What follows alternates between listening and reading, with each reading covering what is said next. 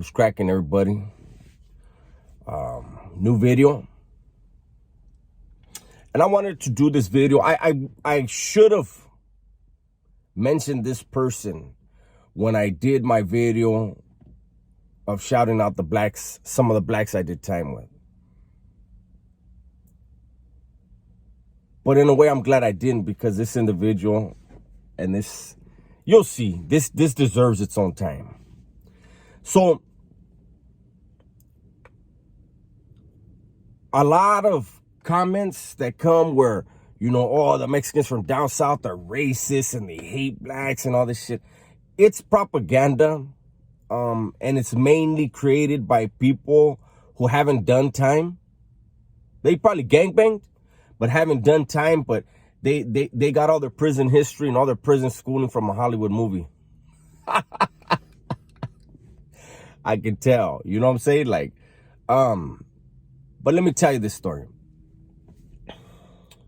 So, when cell phones started coming in, right? I was in New Folsom. And the plug on the yard for the phones was a black dude, where I was at, right? It was a black dude. And I was yard crew. I was on the yard crew. That was my job. And I always had a gang of dope, right? I was known to always have the best. If it was weed, I had the best weed. If it was white, you know, and if I got anything that I had my test or taste that wasn't what I usually had, I was up front like, hey, homie, they ain't really as good as what I'm used to. They'd be like, we ain't tripping. So I always had money. I always had cash. I always had money on the streets ready to do what I had to do. So I knew it was only a matter of time. And sure enough, that man, because he lived like 4 cells away from me, he came out of the shower one day. My cell was next to the shower. I was on the tier because I just got off work, just came in from the yard, and he's like, hey, can I holler at you? I said, yeah, what's up? And I knew.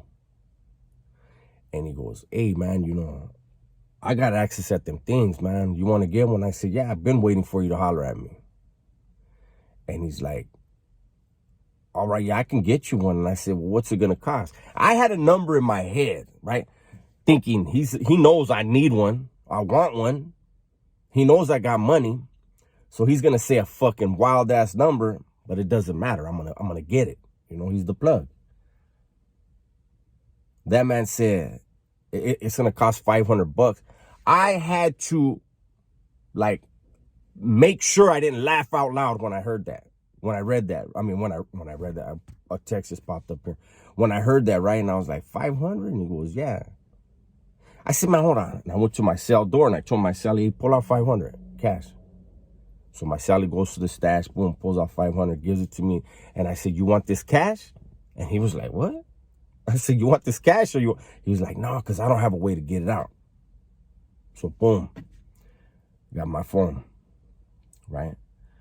That was from a black man. See, people don't know. They have this whole bullshit hate. Nah, man. There's things that go on for security reasons. But at the end of the day, business is business, you know? And so, boom, we did that. Now, I had a lot of heat on me. The cops were all over me all the time. You know, I had people snitching on me all the time. And I'm not going to say how I had my phone stashed one way. I'm going to tell you another way in a second. But I had things brought in through that same plug. Again, a black man. Me and a black man were doing that business like that. And I had things brought in that are made, I don't know why they're made on the streets to do it, but they're made to hide things. And they're regular items that you can get from Canteen. You can buy from a store out here. And so just believe that there were times where I couldn't get my phone out of the cell because a raid was coming. And the cops had my phone in their hand and didn't realize it, right? But I didn't like utilizing that just in case they got lucky. They got a smart one, right? But what I did have, the safest spot, was at a black man center. Now I'm going to say his name, my boy Leonard from Texas. What's up, Leonard? Hopefully you're out, man. There was a tier tender at night. A black dude from Texas named Leonard. And I knew, like a lot of the people that say that the raza from down south hate all blacks, that's a petty thought from a petty mind. But I knew a lot of the cops thought the same thing. There ain't no way this dude is going to have a black ever touch anything of his. Is that right? Not only was Leonard allowed to hold my phone for me at nights when I knew I wasn't going to use it for that night or loan it out. But Leonard was allowed to use my phone. Before I had my cell phone, when we're on lockdowns, Leonard would call my family. I would get packages in Leonard's name. And my family was like, does he have shoes? You know how raza is like that. Leonard's very nice, mijo. Does he have shoes? Does he need anything? And Leonard would never ask for shit. But Leonard got shoes, Leonard got coffee, Leonard got sweets. If Leonard's watching, he knows. You know? But anyways, I just wanted to put that video out there, man. You know, there's other things that I could tell you. You know, people who think they know, even people that done time, they think they know certain things, but their knowledge is very superficial, and it shows in the things that they say. And I'm not going to single anybody out, you know, but, you know, I hear certain things. There's one channel that did a story where,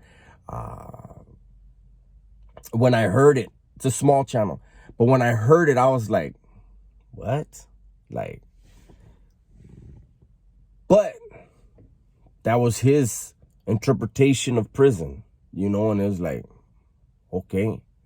But I just wanted to make sure I gave Leonard his shine.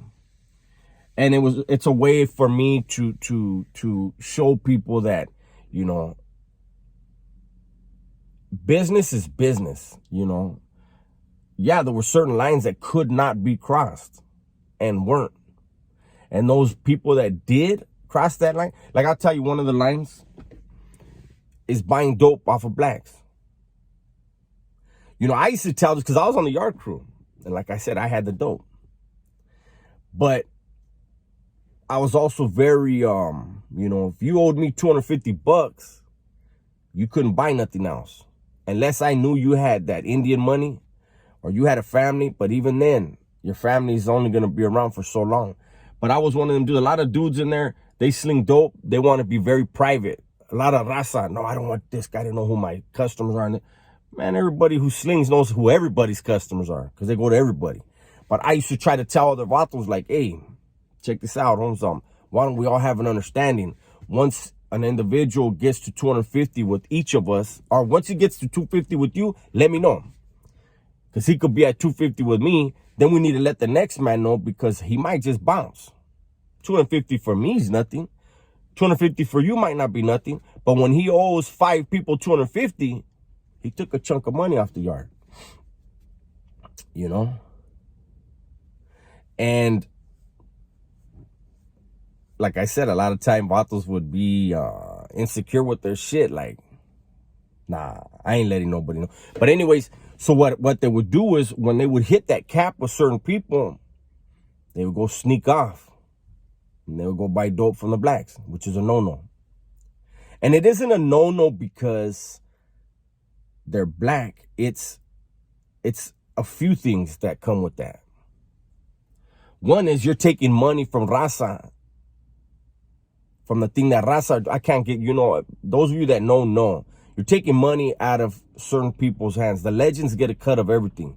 And when you go outside of the raza, you're fucking with the legends' money and enriching another car. So that's one of the reasons. But another reason is your selfish drug habit will not be allowed to create a racial riot because of your being a pig and not being able to pay your debts. That's another reason why, right?